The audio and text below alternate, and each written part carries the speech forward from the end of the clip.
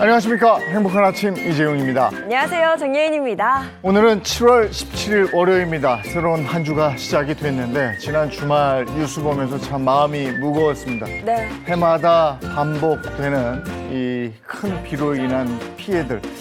이거 매년 어떻게 해야 될지 모르겠어요. 그러니까요. 오늘 날씨 어떤지도 자세히 알아봐야 할 것 같습니다. 기상캐스터 연결해서 전해드리겠습니다. 박소영 기상캐스터 나와주세요. 네, 상암동에 나와 있습니다. 서울의 하늘은 흐리기만 한데요. 여전히 남부지방에는 강한 비가 내리고 있습니다. 내일까지 충청과 남부지방, 제주에는 집중호우가 계속될 것으로 보입니다. 각종 사고가 계속되고 있는 만큼 기상정보 잘 참고하셔야겠습니다. 네, 오늘 날씨 이어서 전해주시죠. 네, 오늘 수도권 북부와 강원 북부는 소강 상태를 보이는 곳이 많겠습니다. 다만 충청과 남부, 제주에는 호우 경보가 발효 중인데요. 특히 현재 전북과 전남 서해안에는 시간당 20에서 40mm의 강한 비가 내리고 있습니다. 오늘 오전까지 충청과 전북, 경북 지역에는 시간당 최대 60mm의 물폭탄이 쏟아질 수 있겠습니다.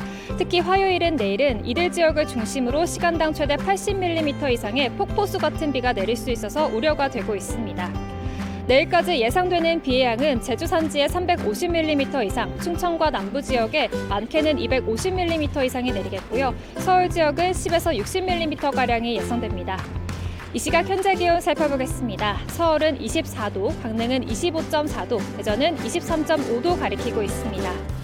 오늘 한낮 기온 살펴볼 텐데요. 서울은 27도, 광주는 30도, 대구는 33도까지 오르겠습니다.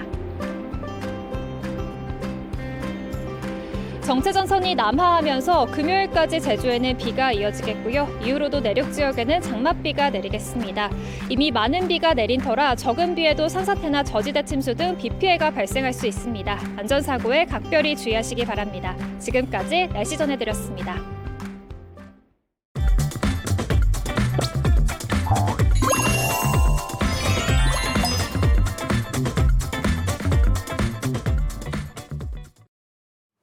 네, 화제 이슈를 발빠르게 전해드리는 모닝 브리핑 순서입니다. 허지연 변호사와 함께합니다. 어서 오세요.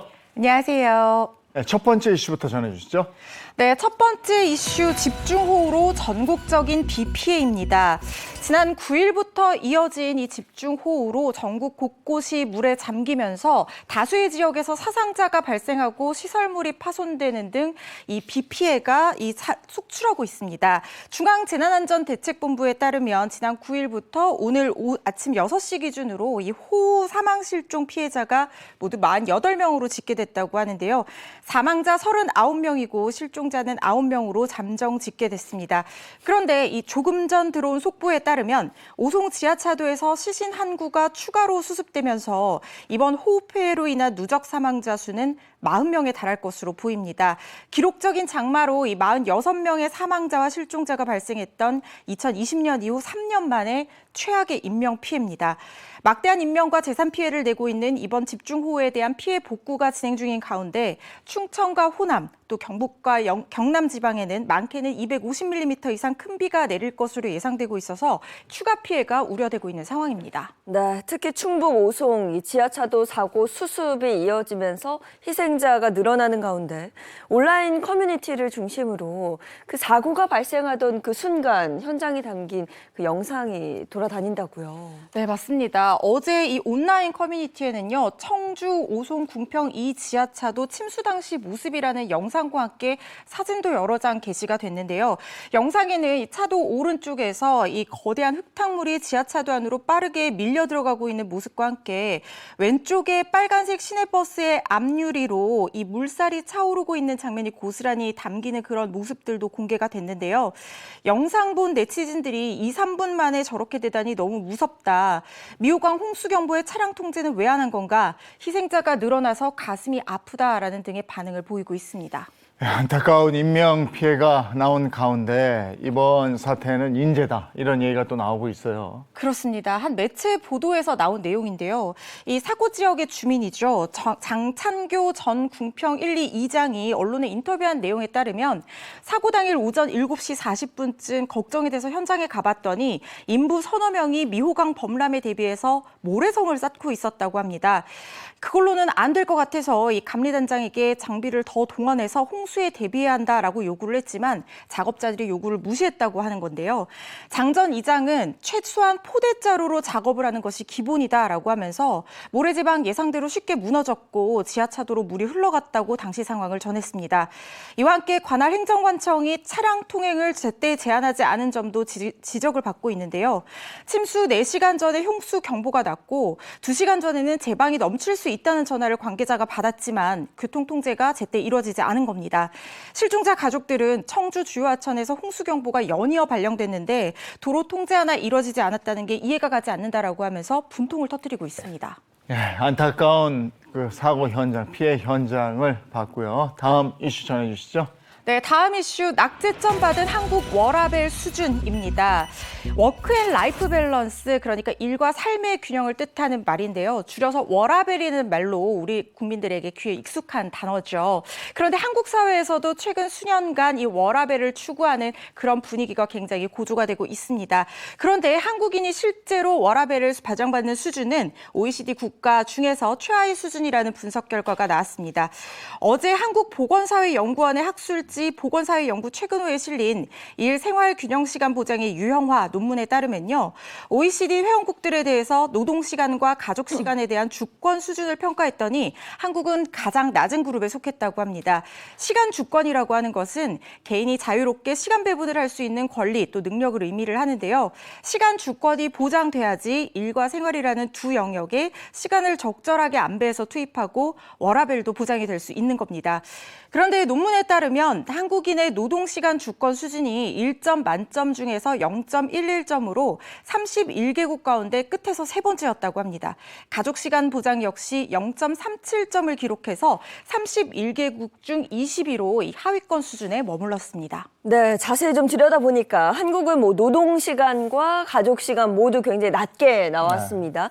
워크 라이프 그 밸런스라고 하잖아요. 그게 맞지 않는다, 좀 상황이 열악하다, 이렇게 보면 될까요? 한국은 일과 생활의 균형이 잘 이루어지지 않고 있다, 이렇게 보고 있는 것 같습니다. 네. 논문에 따르면요, 한국은 노동시간이 과도하고 가족과 함께 보내는 시간이 짧아서 일과 생활의 균형을 보장하는 수준이 낮다고 지적되고 있습니다. 한국 OECD 국가 중에서 독보적으로 출산율이 낮은 국가라고 하면서 일과 가족이 양립하기 어려운 국가라는 평가를 하고 있는 건데요.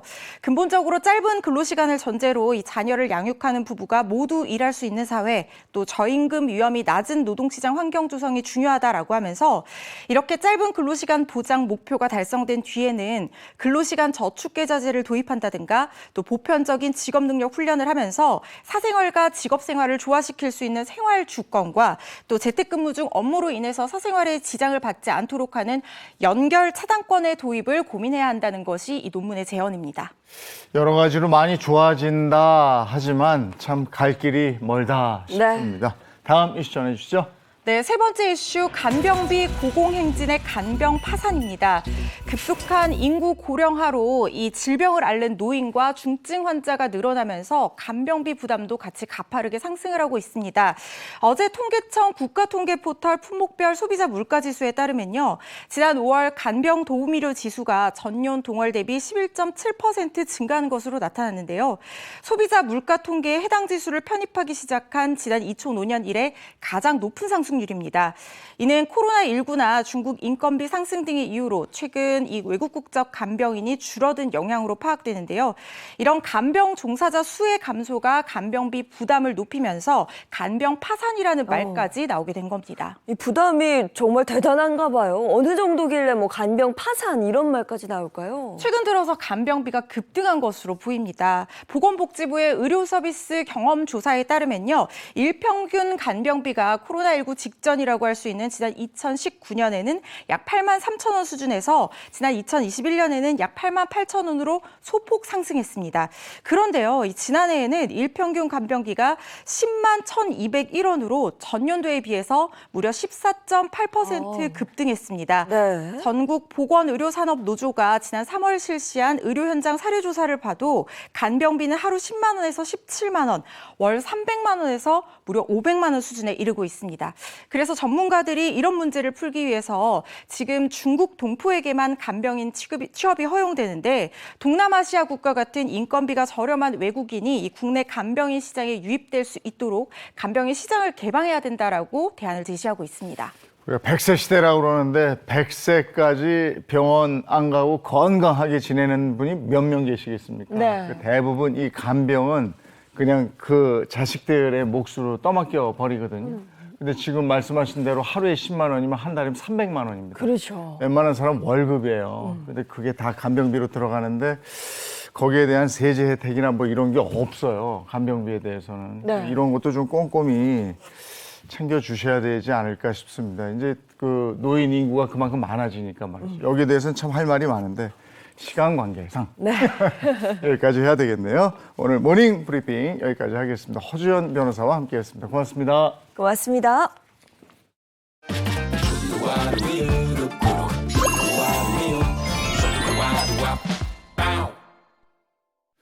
우리나라 중소기업이 차지하는 비중이 전체 기업의 99%라고 합니다. 그런데 창업은 계속하고 있는데 이게 새로 생기는 회사 3개 중에 1개가 1년도 못 가서 문을 네. 닫는다고 그래요.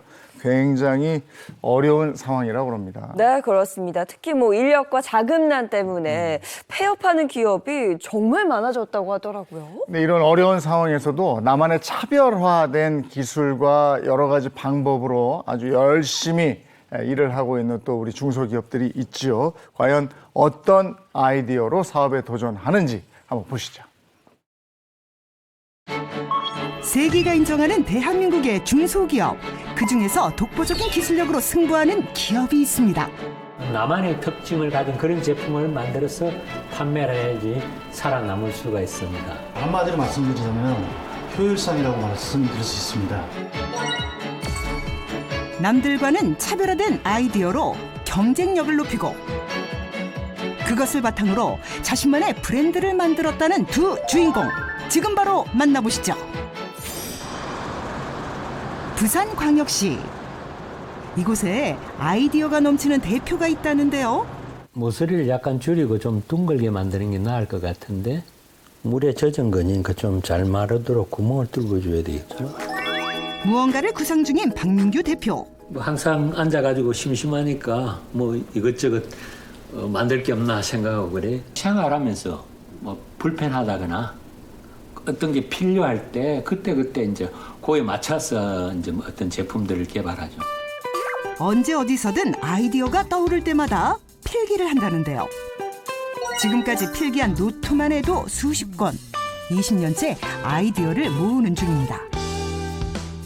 선글라스 같은 경우에는 나도 이제 해외 출장을 자주 다니면서 선글라스 자주 구매를 했거든요. 근데 가지고 다니기가 참 불편하더라고. 햇빛이 났으니까 선글라스를 이렇게 탁 펼쳐가지고 그렇게 폼나게 쓰는 거죠. 휴대하기 편하도록 접을 수 있는 선글라스는 물론 휴대용 프라이팬, 안압기 등 다양한 제품을 직접 연구 개발하고 있는데요. 이런 아이디어는 우리 생활이죠. 가령 발명이란 게 엉뚱한데 먼 데서 오는 게 아니고 우리 주변에서 이렇게 그 불편하거나 뭐 하거나 한 그런 내용을 단순하게 만들면서 그 기능을 갖다가 최대한 이렇게 나올 수 있게끔 만들면서 어떤 그 새로운 발명이 되는 것이죠. 일상생활에서 얻은 아이디어를 통해 개발한 제품만 수십 개, 특허증을 포함한 지식재산권은 160개가 넘는다고요. 심지어 국제 특허까지 보유 중입니다. 차별화하지 않으면은 우리가 사업이 어렵습니다. 적은 중소기업은 경쟁이 심한데 그 경쟁 속에서 살아남으려면은 차별화된 제품을 가지고 나만의 특징을 가진 그런 제품을 만들어서 판매를 해야지 살아남을 수가 있습니다. 중소기업의 성장에 아이디어는 중요한 요소 중 하나가 되었는데요. 중소기업의 수가 증가하는 만큼 차별화된 아이디어와 기술 또한 필수 조건이 되었습니다. 아, 오셨어요. 오늘 좋은 거 소개해드리겠습니다. 안녕하세요. 새롭게 개발한 제품을 소개하는 박민규 대표. 이 부분을 가지고 이렇게 꾹꾹 한번 눌러보세요. 아무 데나 눌러보십시오. 최근 온라인 쇼핑몰에서 인기를 얻고 있다는 이 제품은 특히 여성들에게 많은 관심을 받고 있습니다. 건강 미용 지압기입니다. 얼굴에 문지를 넣어가지고 미용을 위해서 쓰기도 하고 쿡쿡 눌러서 피로를 풀어주고 건강에 도움을 줄 수 있기 때문에 건강 미용 지압기라고 이름을 지었습니다. 어디든지 필요한 것을 계속 하세요. 머리가 아플 때, 머리 지끈지끈할 때는 여기. 시원해요. 예. 어깨 뭉친 것도 지금 뭐 계속 하다 보면은 풀어질 것 같은 느낌도 있고. 뭐 쉬는 시간에 잠깐 호주머니에서 꺼내가지고 쿡쿡 자기 좀 안 좋은 곳은 눌려준다거나 그러면 좋을 것 같아요. 일상생활에서 얻은 아이디어로 자신만의 브랜드를 만든 박민규 대표. 앞으로의 목표는 무엇일까요? 항상 뭔가 이 호기심을 가지고 새로운 것을 추구하고 또 요거는 이렇게 하면 더 좋게 만들 수는 없을까? 이거는 어떻게 하면 더 멋있게 할 수 없을까? 그런 항상 호기심을 가지고 재미있게 사는 겁니다. 펀 인생. 항상 재미있는 인생. 그것이 제 목표입니다. 수많은 물류센터가 모여있는 광주시 곤지암읍. 안녕하세요. 네, 안녕하십니까. 네, 곤지암에 좀 특별한 물류센터가 있다고 해서 찾아왔는데 여기가 맞나요? 아, 네, 잘 찾아오셨습니다. 저희는 곤지암에서 가장 큰 규모의 물류센터를 운영하고 있는 3PL, 삼장물류, 물류대행업을 하고 있는 회사입니다.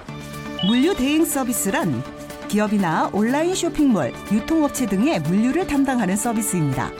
소비자가 음식이나 옷 등의 물건을 주문하면 물류회사에서 주문 관리부터 포장, 배송, 반품 관리까지 맡아 모든 과정을 진행하는 서비스입니다.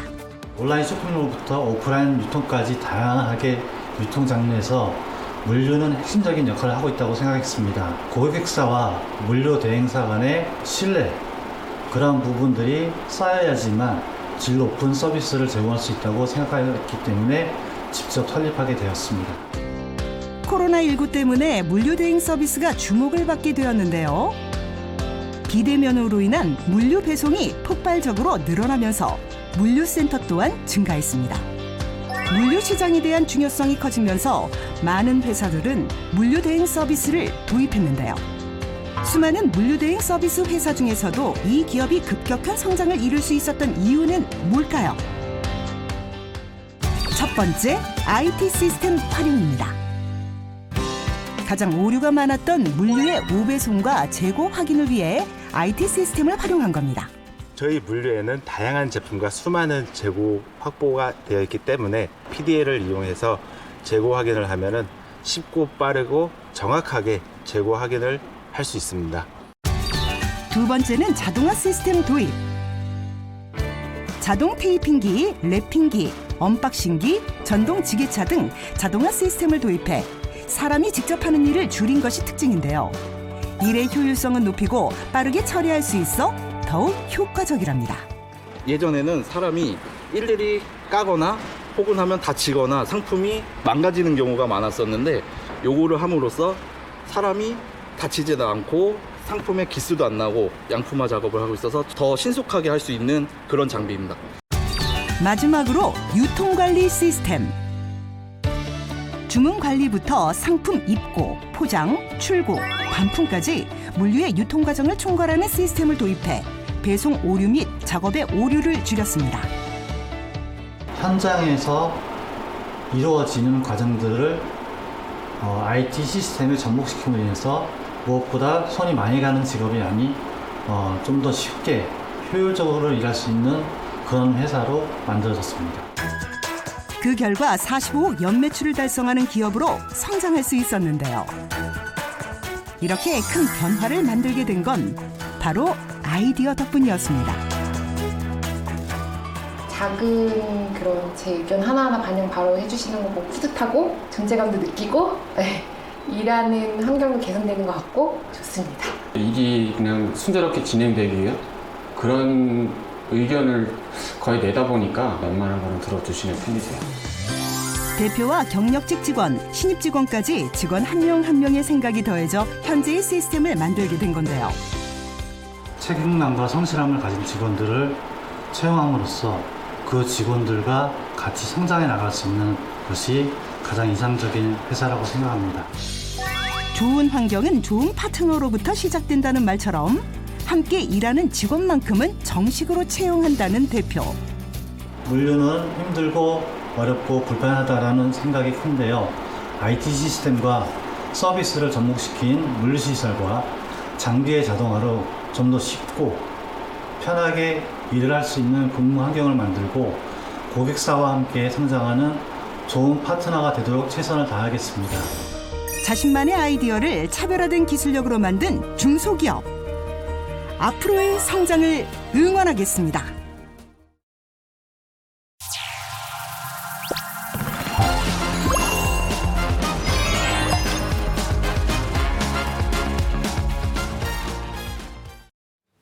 네, 이번에 자동차 관련 얘기 나누겠습니다. 방송인 박수림 씨 그리고 이민중 기자입니다. 어서 오세요. 안녕하세요. 네, 안녕하세요. 이민중 기자, 오늘 준비한 주제는 뭐예요? 네, 이 최고 출력 600마력 또는 뭐 제로백 3초의 최고의 성능 이런 말들이 이 슈퍼카나 고성능 차에 많이 좀 쓰이는 말들인데요. 네.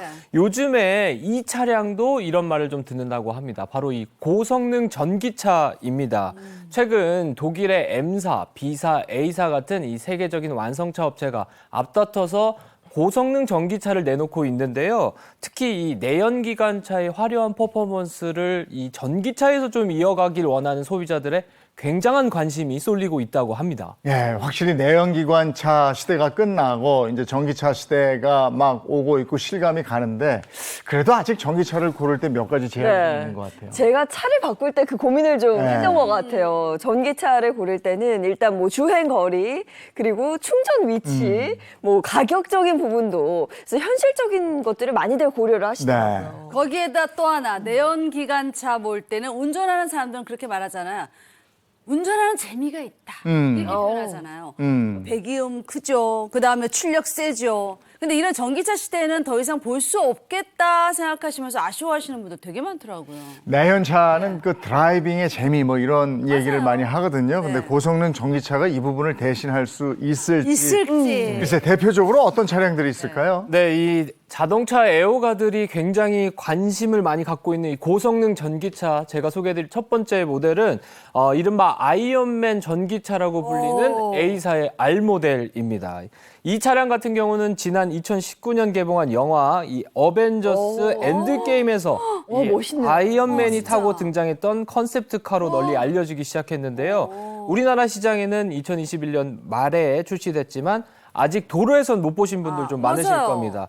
이 대박. 기본 가격이 한 2억 원 정도 되는 고가 차량이기 때문에 네. 대중적으로는 너무 판매가 비싸다. 많이 되지 않은 모델 중 비싸다. 하나입니다. 야, 한 대 2억이 넘으면 아이고 저거 도로에서 많이 볼 수 없었던 이유가 그러니까요. 있어요. 아니 방금 영상 보면서 어쩐지 차가 참 멋있다 했습니다. 뭔가 딱 그 스포츠카를 좀 떠오르게 하네요. 맞습니다. 무게가 2,355kg에 달하는 이 R 모델 같은 경우는요. 차체가 낮고 이 배터리가 하부에 깔려 있다 보니까 주행을 하게 되면 이 도로에 붙어서 운전하는 느낌을 받는다고 합니다. 이 자칫 묵직한 느낌도 좀 들 수 있는데 전방과 후방에 두 개의 모터를 탑재해서 이 646마력의 최대 토크 84.7kgm라는 압도적인 힘을 가졌다고 합니다.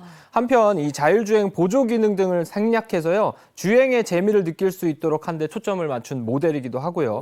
또 1회 완충 시 최대 주행 거리가 336km로 비교적 좀 짧은 편이긴 하지만 270kW급의 이 초급속 충전을 지원하면서 단점도 보완했다고 합니다. 우리나라는 이게 차체가 너무 낮으면요. 그 아파트 들어가서 턱에 어떡할 거야, 그거. 걸려요. 걸려. 나 관절 아프던데. 근데 아까 우리가 가격 부담 얘기가 나와서 그런데 전기차는 보조금 지원이 되니까 네. 조금 가격 부담이 덜 할 수도 있지 않나? 이런 고가차 안 되는 거. 그러니까 이 차는 워낙 비싸서 보조금 지원이 되나요? 그렇습니다. 안타깝게도 사실 보조금 지원은 좀 어렵습니다. 현재 정부는 이 차의 기본 가격에 따라서 보조금을 좀 차등 지원하고 있는데요. 우선 5,700만 원 이하의 전기차에 대해서는 국고보조금 100%, 약 한 최대 680만 원 정도를 받을 수 있고요. 또 5,700만 원에서 8,500만 원 미만의 전기차는 50%의 보조금을 받을 수 있고 8,500만 원 이상인 전기차는 보조금을 받지 못합니다. 그렇기 때문에 네. 전기차에 관심 있으신 분들은 좀 참고하시면 좋을 것 같습니다. 그 내가 관심 있는 전기차가 보조금 지원이 되는지 이거 알아보고 네. 또 구매하셔야 될 것 같습니다. 달리는 재미가 쏠쏠한 고성능 전기차, 다른 모델은 어떤 게 있을까요? 자, 다음으로는 독일 M사에서 처음으로 출시한 고성능 전기차 E 모델입니다. 자, M사는요, 튜닝 회사 A사와 합작 생산을 시작한 뒤에 엔지니어 한 명이 엔진 한 개의 조립을 전담하는 1인 1엔진 철학을 지켜왔습니다. 그 내연기관차 시대에 쌓은 고성능 자동차의 명성을 이 전기차 시대도 이어갈 수 있도록 강력한 스펙의 이 모델을 출시했습니다. 자, 이 모델은요, 최고 출력 484kW, 최대 토크 950Nm를 자랑하고 또한 충전 한 번으로 최대 404km의 주행거리를 제공하는 게 특징입니다. 그 내연기관차에서는 엔진이 굉장히 중요했잖아요. 근데 전기차라는 건 엔진이 없다는 건데 엔진을 주력으로 내세웠던 기업들은 좀 고민이 좀 많아졌을 것 같은데요. 그렇죠. 그 M사의 경우에는 130년 전통이 축적한 엔진 기술을 포기하고 전기차 기술력 강화에 집중하겠다 이런 전략입니다. 그 때문에 올해 출시한 신형 세단이 내연기관을 적용한 마지막 신차가 될 예정이고요. 이후에 나오는 후속 모델은 모두 전기차 전용 아키텍처를 기반으로 생산할 계획이라고 합니다. 고성능 전기차 이 모델도 이 M사가 계획한 전기차 아키텍처 중에 하나인데 전기차 시장의 후발주자로 나선 M사가 또 한 번 수입차 시장의 왕자에 오를 수 있을지 주목해 주셔도 좋겠습니다. 지금까지 해외 업체들의 사례를 봤는데 네. 국내 업체들 중에서도 고성능 전기차 출시한 업체가 있잖아요. 네, 그렇습니다. 바로 지난주였죠. 국내 자동차 업체에서도 이 고성능 전기차 모델을 출시했습니다. 바로 H사의 고성능 브랜드 N에서 나온 I 모델인데요. 그동안 이 두꺼운 위장막으로 가려져 있어서 이 자동차 애호가들 사이에서 많은 궁금증을 유발했던 I 모델이었는데 현지 시각으로 지난 13일 영국 최대 자동차 축제에서 세계 최초로 공개됐습니다. 이 오랫동안 공을 들여 공개한 만큼 이 높은 스펙으로 중무장한 모습이었습니다. 이 고성능 사륜구동 시스템을 바탕으로 478kW의 최고 출력과 최대 토크 770Nm를 자랑했고요. 와. 또한 84kWh의 고출력 배터리와 다양한 고성능 전기차 전용 기술 등을 적용해서 압도적인 주행 성능을 선보였습니다. 네, 그동안 도로에서 찍힌 그 I 모델의 스파이샷이라고 하죠. 공개될 때마다 정말 자동차 커뮤니티가 들썩였는데요. 이게 어떻게 나올지 참 궁금했었는데 정말 오랜 기다림을 충족하는 그런 스펙으로 출시가 되었네요. 그리고 이 차량이 출시되면서 한국에서 가장 빠른 차에 대한 기록이 또 바뀌었다고 그래요. 네, 그렇습니다. 이 정지 상태에서 시속 100km까지 가는 걸 제로백이라고 하잖아요. 근데 지난해 K사에서 나온 E 모델 같은 경우가 제로백 3.5초로 가장 빠른 차로 기록이 됐었는데 이번 출시한 I 모델 같은 경우는 제로백이 3.4초를 기록하면서 한국 자동차 역사상 가장 빠른 차로 등극했습니다. 한편 이 고성능 브랜드 N은요, 모터스포츠 경기에 참여하며 쌓아 올린 이 경험들을 이번 I 모델에 담았다고 하고요. 빠른 속도뿐만 아니라 이 레이스 트랙을 주행하는 능력을 특화하는 방향으로 개발됐다고 합니다. 이 새롭게 적용된 기능 중에 혹시 눈에 띄는 기능이 있을까요? 네, 뭐 다양한 기능들이 좀 있지만 그중에서 이 내연기관차를 운전하는 듯한 재미를 살린 기능들이 좀 눈에 띄었습니다. 이 모터스포츠 차량에서 영감을 받은 이 가상 변속 시스템으로 내연기관 차량과 유사한 변속 충격과 이 변속감을 좀 제공하고요. 또 가상 사운드 시스템으로 총 10개의 스피커가 차량 내부와 외부에서 실감나는 주행 사운드를 제공했습니다. 또한 이 모터스포츠 경험을 기반으로 이 곡선을 주행할 수 있는 코너링 성능과 또 레이스 트랙 주행 능력, 그리고 일상의 스포츠카를 느낄 수 있게 하는 다양한 전동화 기술까지 이 N브랜드가 추구하는 3대 요소를 모두 경험할 수 있다고 합니다. 네, 근데 이렇게 성능이 좋아지니까 보조금 범위를 벗어나는 가격대가 뭐 매겨지는 거 아닌가 네. 이런 우려가 있는데 보조금 가능한 겁니까? 네, 보조금에 대한 그 소비자들의 이야기들이 되게 많았었는데요. H사는요, 국내 이 고객들도 보조금을 받을 수 있게 해보겠다. 또 그렇게 가격을 책정해보도록 노력하겠다. 이렇게 밝혔습니다. 이 앞으로 차량 출시된 이후에 가격이 어떻게 나올지도 좀 지켜보시면 좋을 것 같습니다. 네, 뭐 전기차가 사실 처음 출시될 때만 해도 이게 주행 거리가 어느 정도냐, 뭐 차의 역할을 해낼 수 있을까 물음표가 참 많았는데 제가 몰랐던 사이에 전기차가 정말 이 정도까지 많이 발전을 했네요. 아, 요즘에 거리에서 전기차 많이 보이긴 네, 해요. 맞아요. 네네. 뭐 계속해서 전기차가 대세가 될 텐데 아직은 저기죠? 저는 내연기관차. 그렇지, 저도 그래요. 저도. 그렇구나. 아직 여기는 아직은. 그렇습니다. 예. 자, 이번에는 우리 주변에서 일어나는 사건 사고를 법의 관점으로 풀어보죠. 그 법이 알고 싶다.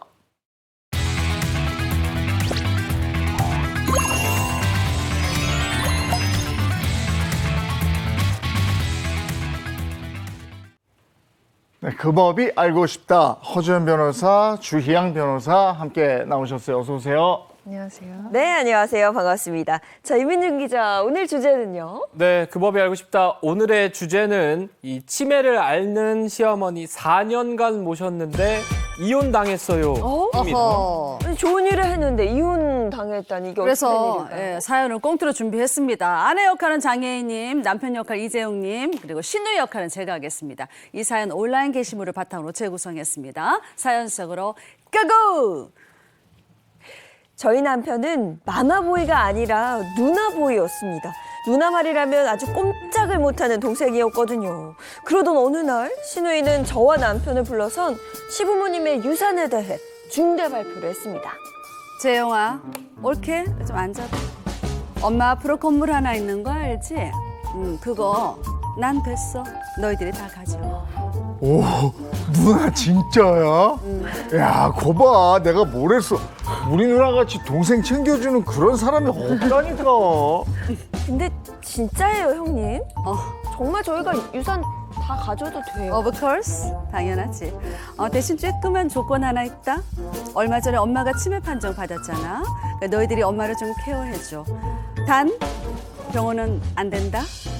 꼭 집에서 홈케어로 모셔라. 알았지? 아이고, 누나 그게 뭐 어렵다고. 엄마하고 같이 살면 되는 거 아니야. 나야 더 좋지 뭐. 아유, 여보. 눈치가 없어, 진짜. 병원은 절대 안 되고 집에서만 모시라니. 이거 어떡하면 좋지? 그렇게 저는 4년 동안 지극정성으로 어머니를 보살폈습니다. 하지만 어머니의 치매 증세는 갈수록 심해졌고 결국 저는 요양병원을 고려해보면 어떨지 조심스럽게, 아주 조심스럽게 얘기를 꺼내봤습니다. 여보, 저기 내 말 오해하지 말고 들어. 어머니를 집에서만 모시기가 나 너무 힘들어서 말이야. 요양병원 그냥 딱 한 번만, 생각만이라도 좀 해보면 안 될까? 아, 생각? 왜 이렇게 바보같이 얘기해? 아, 생각. 알았어. 그러면 내가 누나하고 같이 생각을 한번 해볼게. 또 누나. 떼르릭. 누나. 그래, 재용아. 무슨 일이야?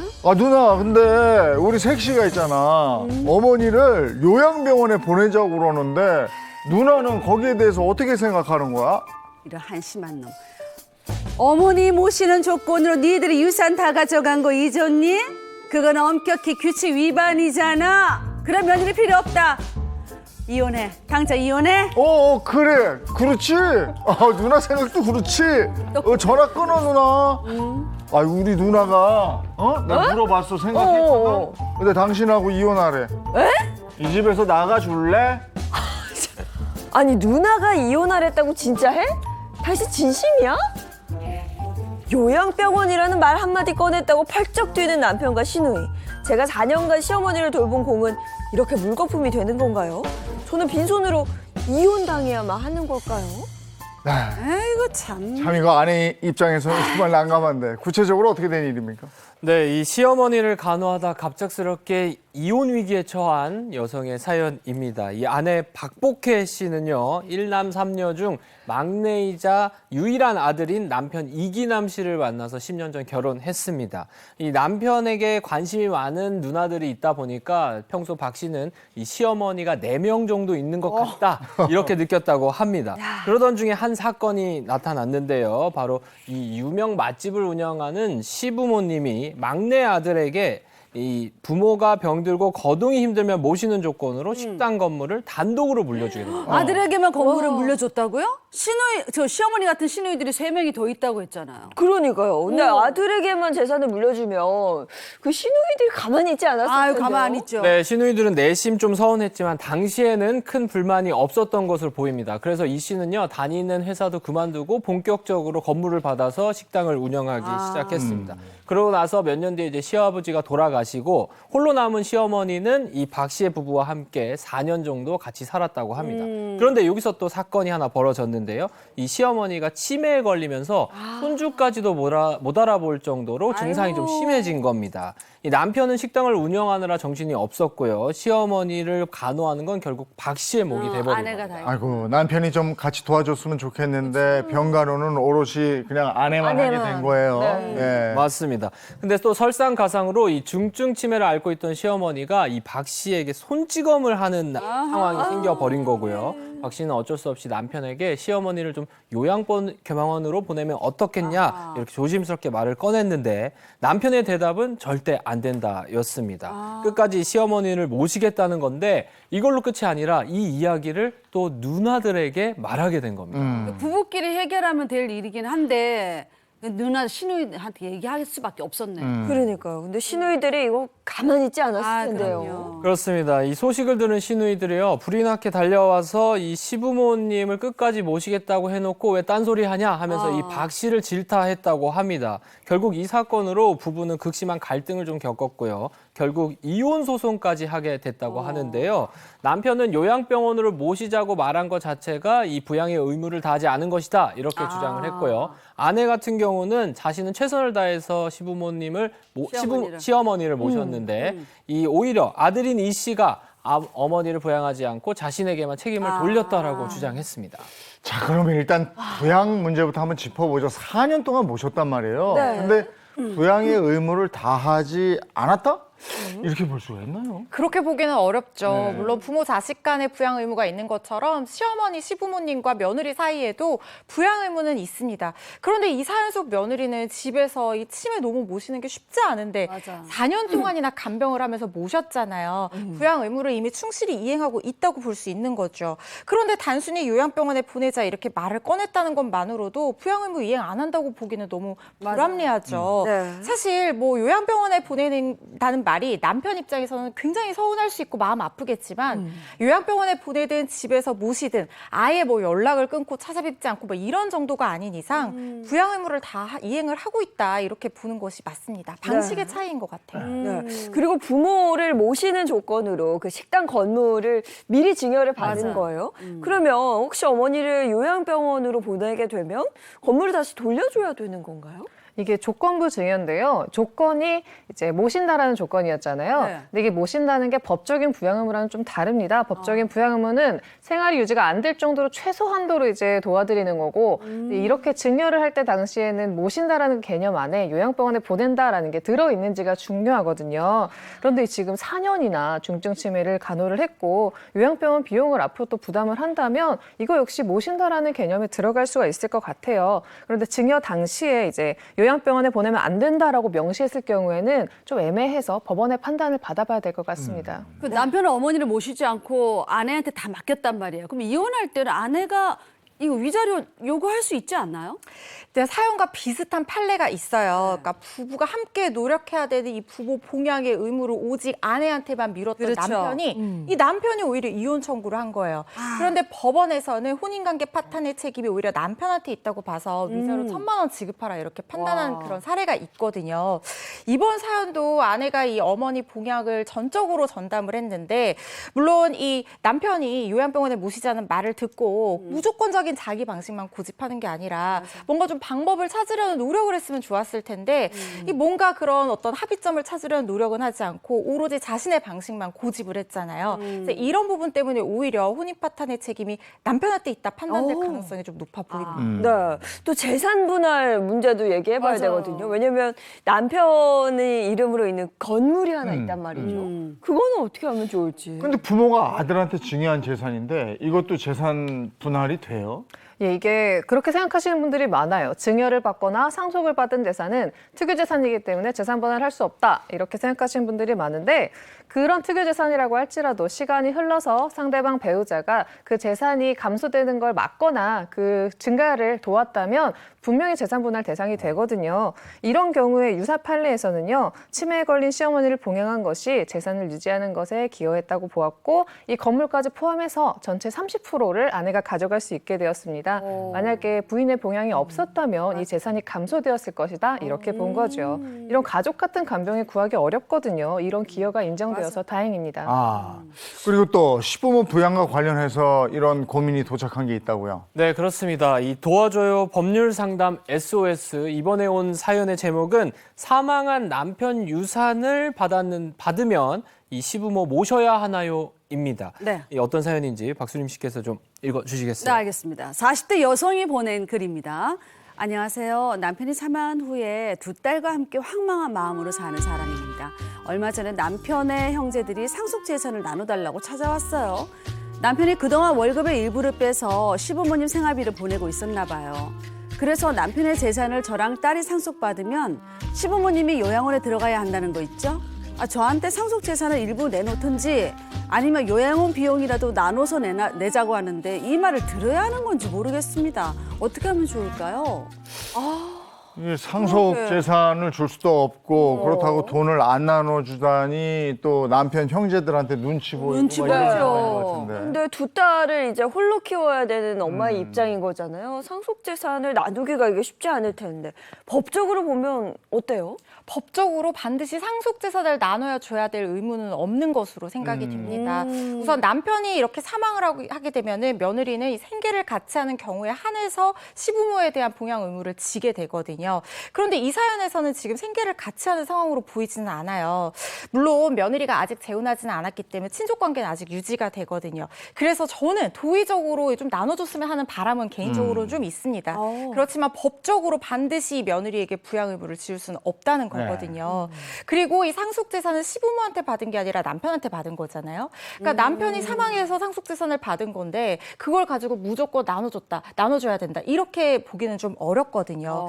오히려 이 시부모에 대한 일차적인 부양은 원칙적으로 자녀들이 상속 재산 나눠달라고 요구하는 이 형제들한테 있는 거잖아요. 사정이 어려우면 좀 도와달라고 얘기할 수는 있겠지만 그거 가지고 무조건 반드시 부양 의무를 며느리에게 지울 수는 없을 거라는 생각이 듭니다.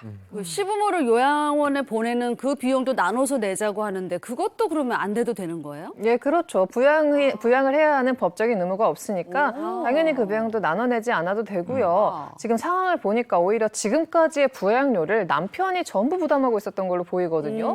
그렇게 되면 오히려 과거 부양료 청구를 다른 형제들한테 할 수도 있을 것 같아요. 어쨌든 전부 부당한 요구이기 때문에 법적으로 현명하게 대응하셔야겠습니다. 알겠습니다. 오늘 그 법이 알고 싶다 여기까지 하겠습니다. 고맙습니다. 고맙습니다.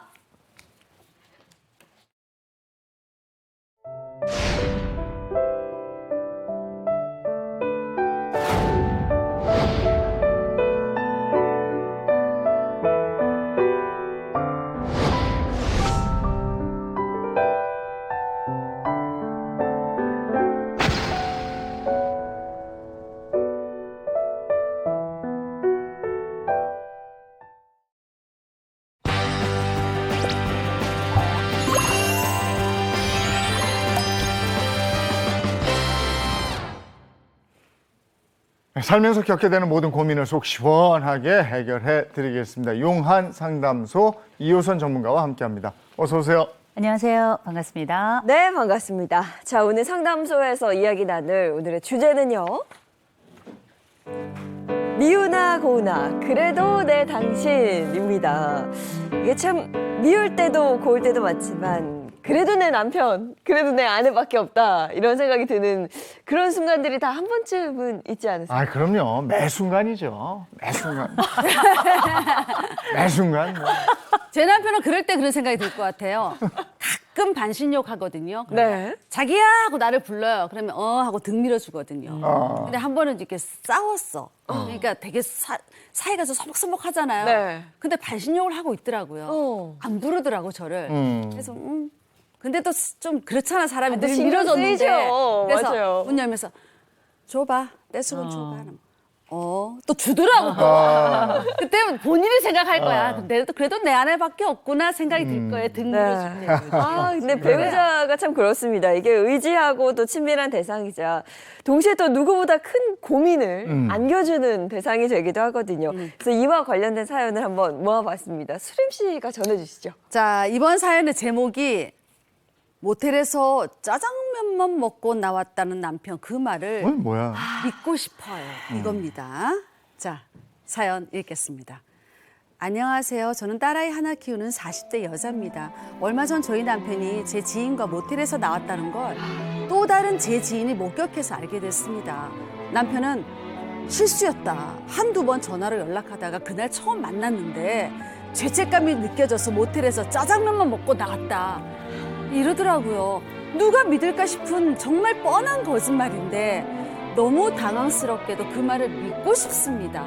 저희 남편은 그런 사람이 아니라고 한 번만 더 기회를 주고 싶어요. 저 정말 바보 같죠? 제가 이렇게 남편을 용서해줘도 될까요? 제 선택은 잘못된 걸까요? 너무나도 안타까운 사연입니다. 그렇죠. 이게 아닌 줄은 아는데 아닌데. 마음은 좀 믿어보고 싶다. 아니, 이런 말이잖아요. 믿고 싶을 땐 아닌 줄은 아는데를 빼야 되는 거 아닌가? 그냥 믿으셔야 되는데 네. 이게 이제 남의 일 같으면 그걸 어떻게 믿어 하겠지만 네. 내 남편이. 내 일이고 내가 믿고 싶으면 그래도 뭐 이런 다 빼고 그냥 믿는다 이렇게 가야 되는 거 아니에요? 믿고 싶죠.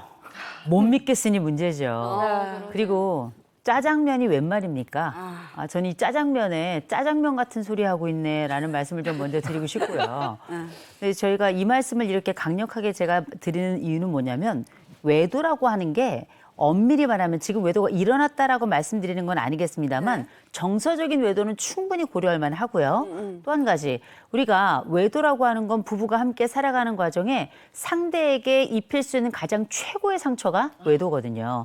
이 외도를 쉽게 볼 것이 아닌 게 사람이 가지고 있는 이 상처의 그 정도가 여러 가지가 있습니다만 때로는 살아가면서 누군가에게 상처를 입힐 때 이런 말씀 저는 꼭 드립니다. 내가 사랑했던 혹은 사랑하는 배우자에게는 실수로라도 상처 입어서는 안 된다. 저는 이런 말씀을 보통 드리는 편인데 이제 우리가 요 상황이 되면 우리 지금 사례자가 보여주시는 것처럼 고민에 빠져요.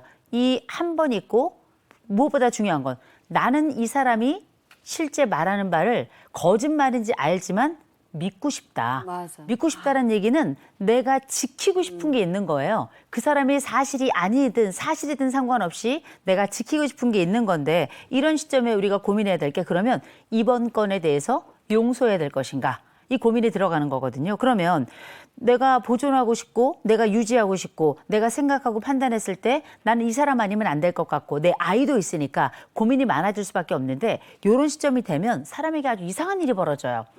남편이 분명히 외도를 했는데도 불구하고 뭔가 내가 어떤 문제가 있어서 내 남편이 외도한 건 아닌가? 이런 생각을 또 하게 되는 분들이 계시는데 이게 어쩌면 뭐 성찰이라는 차원에서 도움이 된다고 생각하실지 모르겠지만 제가 100% 이렇게 말씀드릴 수 있습니다. 외도는 그 사람의 욕망에 따른 결과예요. 내가 잘못한 거하고 이 사람이 외도를 하는 건 다른 문제일 수 있다는 겁니다. 이 말씀을 먼저 드리면서 내가 지금 이 사람을 뭐 믿는다 안 믿는다가 중요한 게 아니라 가장 핵심은 왜 나는 이 사람을 용서하고 싶을까? 이 부분에 먼저 생각의 기준점을 좀 가져보시면 좋을 것 같습니다. 그러니까 자기 지인과 모텔에서 남편이 나오는 거를 다른 지인을 통해서 그 얘기를 들었을 때 너무 당황스럽고 배신감 느껴지고 창피하기도 그렇잖아요. 그렇죠. 근데 남편을 용서한다는 건 이거 굉장히 힘든 거거든요. 그러니까 이게 두 가지 감정인 것 같은데 배신감이 드는 동시에 마음 한편에서는 이거 용서해줘도 될까? 그런 고민. 내 선택을 후회하지 않을까? 뭐 이런 고민도 굉장히 깊어 보여요. 물론 뭐 용서는 우리 사연을 보내주신 분이 선택해야 될 일이 맞아요. 그런데 전 감히 이런 말씀을 좀 드리고 싶습니다.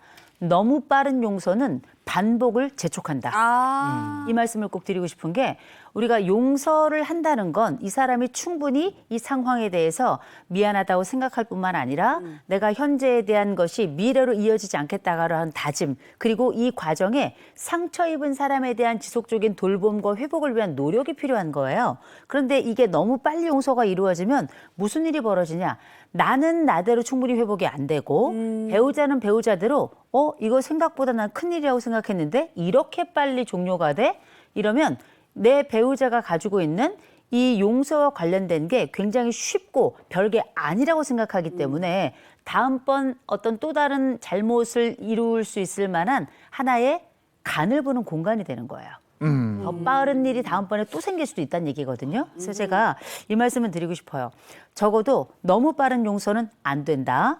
그리고 많은 분들이 그럼 어느 정도까지 용서할 수 있도록 해야 되는가? 저는 적어도 내 치유가 어느 정도 되고 배우자도 나를 위해서 노력하고 충분히 숙고하면서 자기 스스로를 성찰할 그 시간이 필요한다고 하는데 아무리 안 돼도 저는 한 달은 넘어가야 된다고 생각합니다. 아무리 적어도. 이 기간이 아무것도 아닌 것 같고 누군가에게 너무 길어. 오히려 부부관계가 이 다음에 더 나빠지는 거 아니야? 이렇게 생각하실지 모르겠지만 이건 자기가 숙고하고 참여하고 다른 사람을 돌보기에 한 달 정도는 긴 기간도 아니고 만일 이 시간을 못 견디고 또 한 번의 외도나 또 한 번의 갈등이 생겨난다?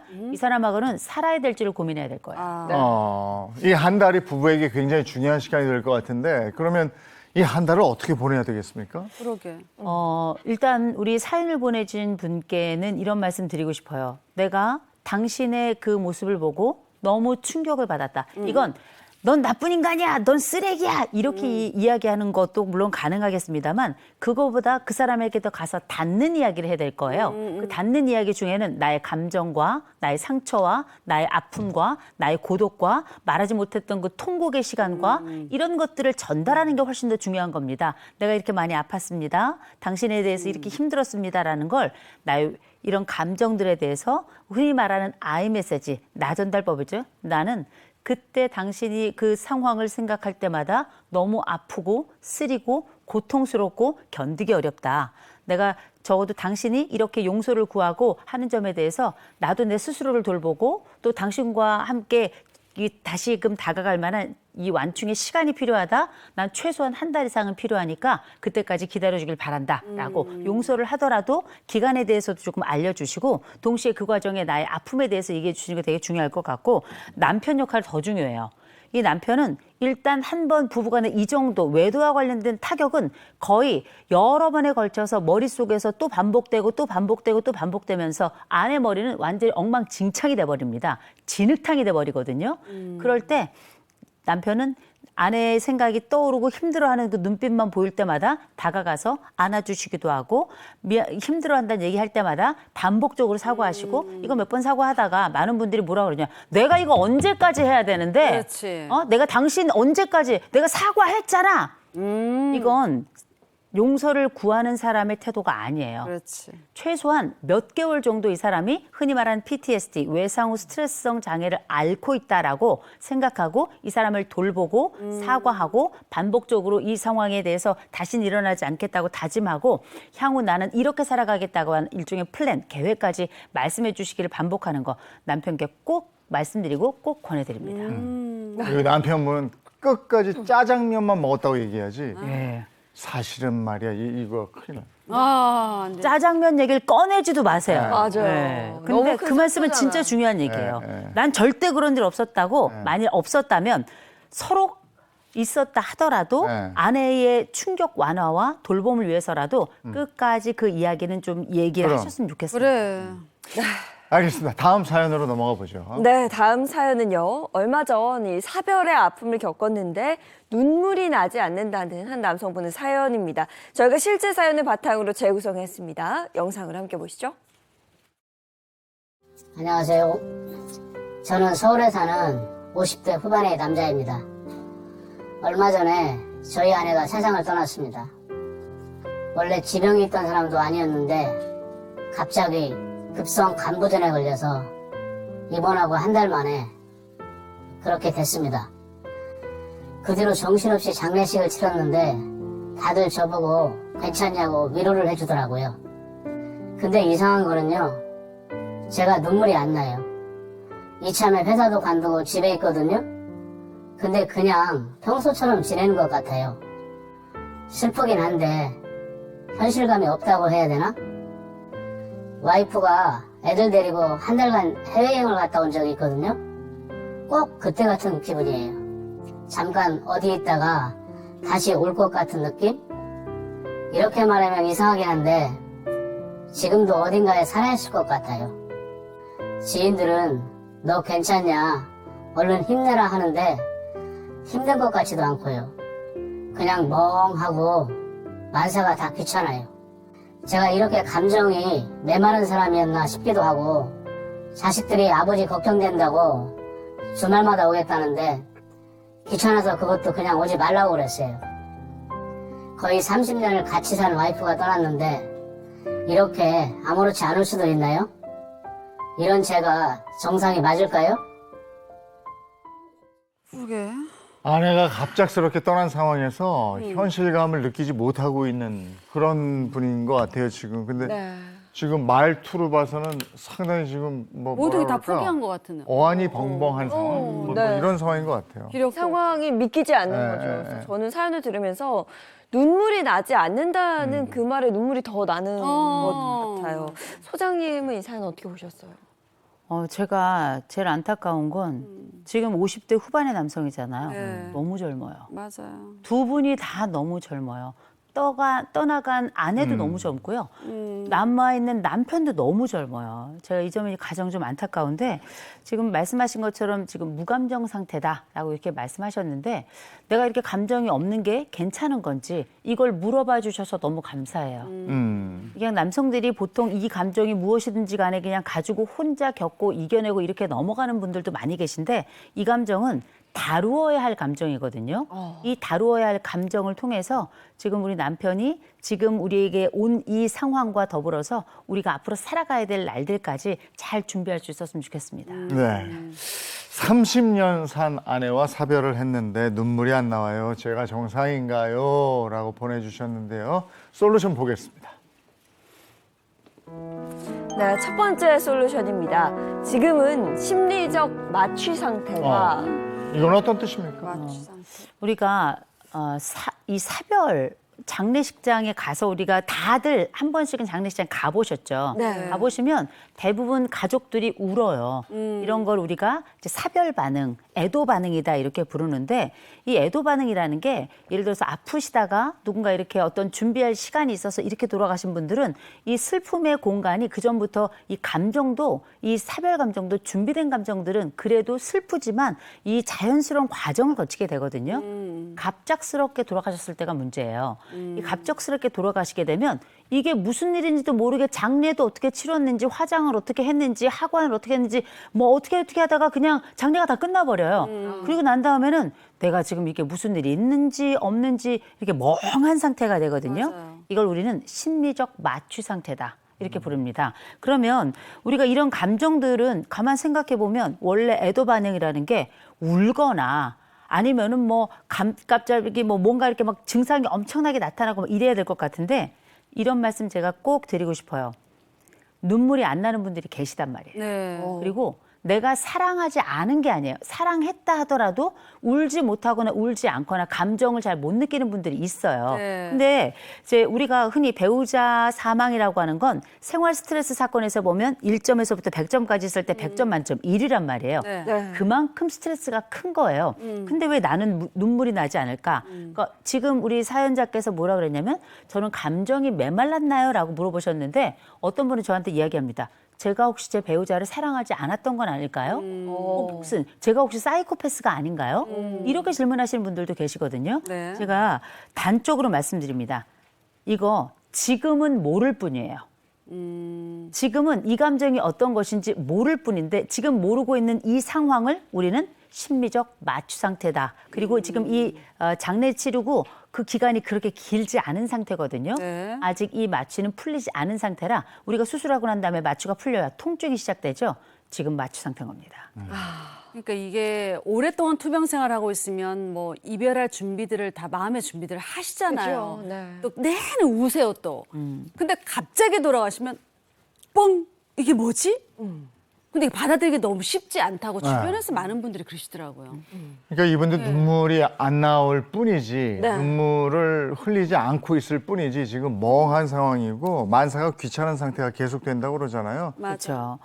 이 만사가 귀찮은 상태, 멍한 상태 이게 단적으로 사별 반응으로 나타나는 무기력의 형태예요. 이 전적으로 아주 전형적인 사별 증후군 중에 장기적 무기력이 나타난 분들이 있는데 이런 분들의 특징은 뭐냐면 장례식장에 크게 울지도 않고 그냥 덤덤하고 그러니까 왜 옛날에 남자들끼리 하는 농담 중에 배우자가 돌아가면 화장실 가서 웃는다 이런 얘기 나오잖아요. 이게 그건 남자들 사이의 농담일지 모르겠지만 남자들이 아내를 잃은 이후에 상실 이후에 겪는 타격은 훨씬 더 큽니다. 깜짝 놀랄 정도로 생활 타격이 훨씬 더 크기 때문에 지금 이른바 현타가 오지 않은 거예요. 현실 타격감이 없어서 그런 건데 지금은 이미 우리 사례자한테는 무기력 반응이 일어나고 있는 거예요. 그래서 내가 멍하다. 그리고 만사가 다 귀찮다. 전형적인 무기력 반응이고 제가 또 이런 무기력 반응이 왜 일어났는가? 왜 이 사람에게 이런 현실 감각이 떨어질까 좀 생각을 해봤는데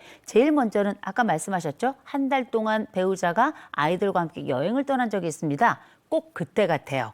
어딘가 반드시 살아있을 것 같고 그다음에 돌아올 것만 같은 느낌이 있잖아요. 근데 이게 지금도 어딘가 살아있을 것 같다는 그 느낌? 아직 그 감각이 이전 한 달 동안의 여행이 반복되는 것 같은 느낌인데 이 타격은 언제 오냐면 계절이 바뀔 때 옵니다. 또 유품을 정리할 때 오고 여러 가지 방식이 있지만 지금 현재로서는 현실 감각이 떨어지는 건 맞고 만사가 귀찮아진다. 사별 이후 전형적인 우울 반응인데 이걸 크게 느끼지 못하고 있을 뿐이다라고 말씀드리고 싶습니다. 네. 가까운 가족, 배우자를 이렇게 떠나보내게 되면 특히나 준비 기간이라는 게 없었잖아요. 너무 갑작스럽고 당황스럽고 눈물이 나지 않을 만큼 뭔가 내가 심리적으로 나를 놔버리는 그런 경우들이 있는 것 같아요. 그리고 시간차가 있을 뿐이지 이 사연 보내주신 분도 갑자기 어느 순간 아내가 떠나갔다는 걸 딱 느낄 받을 때가 올 거 아니에요. 네. 그럴 때 저는 이분은 어떻게 괜찮으실까 이게 좀 걱정이 되긴 해요. 사실 우리가 네. 그 장례식도 굉장히 힘든 일인데 장례식에는 사람들이 막 몰려오니까 정신이 하나도 없어요. 맞아요. 마치 이게 무슨 일이 있었나 싶을 정도로 약간 붕 뜬 느낌처럼 그냥 일을 치르는 거거든요. 네네네. 근데 정작 당사자의 애도의 기회가 많지도 않아요.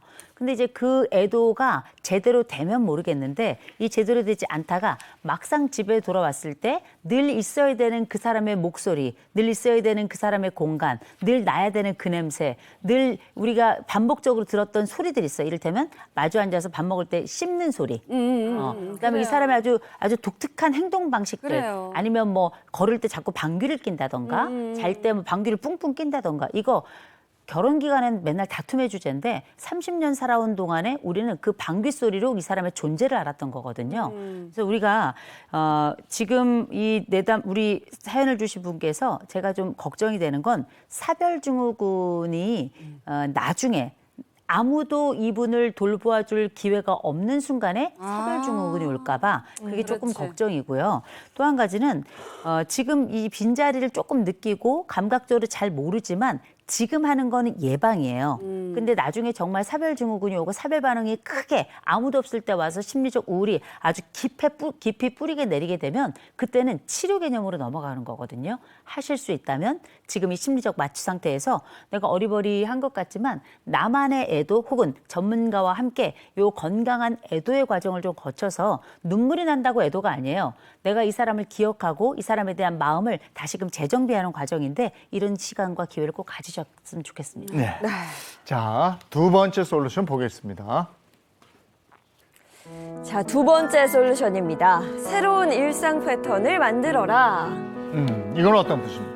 저는 이걸 다른 말로 하자면 막공남한을 하라라고 말씀을 드리는데 제가 막공남한은 조금 이따 말씀드릴 테고요. 네. 이 막공남한의 핵심은 뭐냐면 결국은 우리가 살아갈 때 나만의 방식으로 새로운 생활에 적응하기 위한 나만의 패턴을 만들라는 뜻입니다.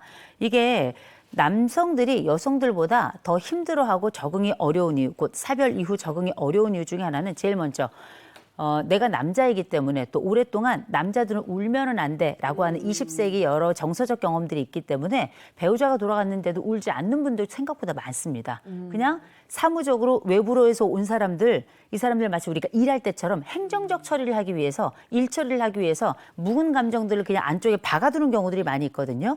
남성들이 눈물에 익숙지 않다면 이분은 이후에 적응에 훨씬 더 어려움을 겪을 가능성이 높다라는 거 말씀드리고 그것보다 저는 좀 더 걱정인 게 사람마다 어떤 사람은 그냥 나는 괜찮아 그냥 그 지낼만 하는 분들도 계세요. 맞아요. 괜찮거든요. 네. 문제는 직장을 그만두신 게 조금 걱정이에요. 직장을 지금 이참에 그만뒀다 하는 걸 보니까 직장 다니니까 그전에도 뭐 30년 또 결혼 생활했으면 그보다 더 긴 세월 직장 생활 하셨을 가능성이 높잖아요. 네. 아마 질리게 일하셨을 겁니다. 그런데 하필 이 일을 그만둔 시기가 적절치가 않아요.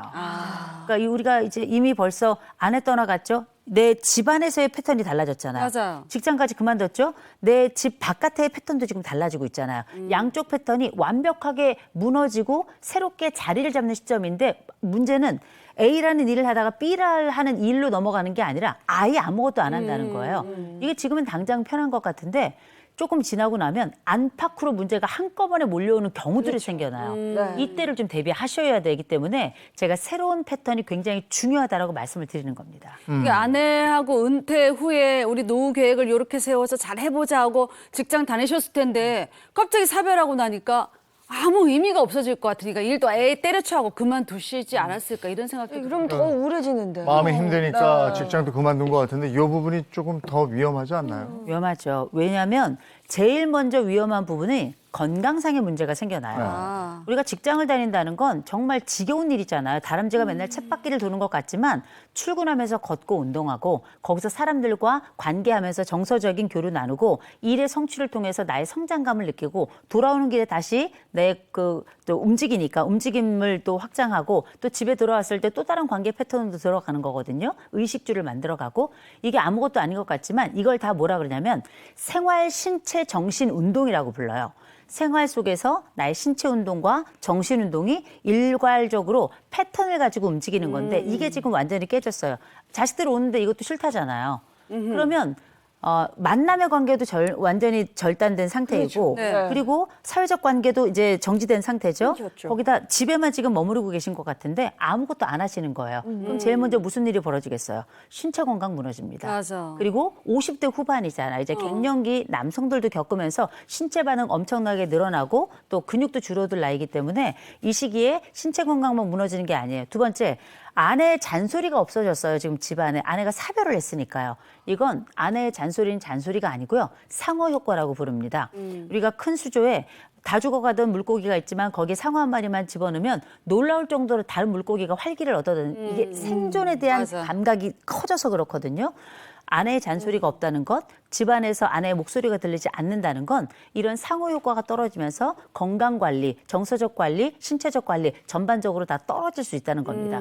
새로운 패턴을 만들지 않으면 몇 년 안에 놀라울 정도로 드라마틱하게 건강 상태가 안 좋아질 수 있어요. 전 이 부분에 대해서 좀 크게 말씀드리고 싶습니다. 그거 있잖아. 여보 좀 천천히 먹어. 여보 짜게 먹지 마. 아유 약은 챙겨 먹었어. 양치질 좀 그렇게 좀 하지 마. 양말 뒤집어 놓지 마.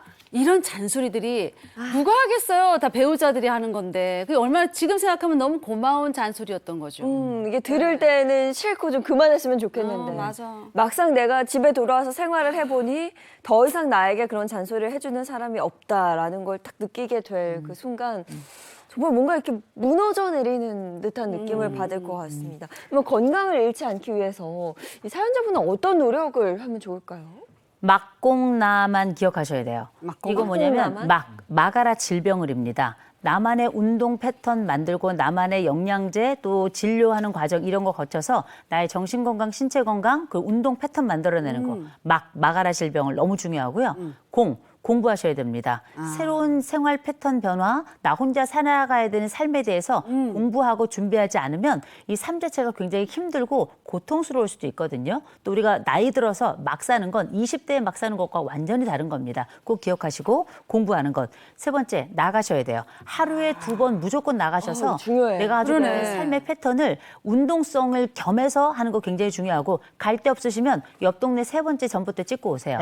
나만의 패턴을 내가 만들어 가는 겁니다. 마지막 4번째, 만나야 돼요. 그냥 내가 만나기 싫은 사람 만나지 마시고요. 만나고 싶었던, 그전에 못 만났던 사람들 만나면서 내가 위로를 받고자 하는 게 아니라 나의 삶의 패턴과 또 그 사람들과의 조화, 그다음에 생애 친구들을 만들어가기 굉장히 중요한 시점이기 때문이거든요. 막공나만 꼭 기억하셔서 내가 가지고 있는 삶의 패턴과 더불어 감정적으로 후폭풍이 몰려올 땐 반드시 전문가랑 꼭 상담받으시는 거 기억하시기 바랍니다. 알겠습니다. 막공나만. 네, 오늘 용한 상담소 여기까지 하겠습니다. 고맙습니다. 고맙습니다. 하나만 태국어. 비 피해가 너무 커요. 네. 다시 한번 주변 돌아보셔야 되겠고요. 네, 비로 인한 사고 소식 지난 주말 내내 들으면서 마음이 정말 무거웠습니다. 더 이상은 없어야겠죠. 네. 안전사고 발생하지 않도록 기상정보 잘 확인하셔야겠습니다. 안전한 하루 보내시고요. 저희는 내일 아침 7시 30분에 돌아오겠습니다. 행복한 아침, 행복한 하루 되십시오. 고맙습니다. 고맙습니다.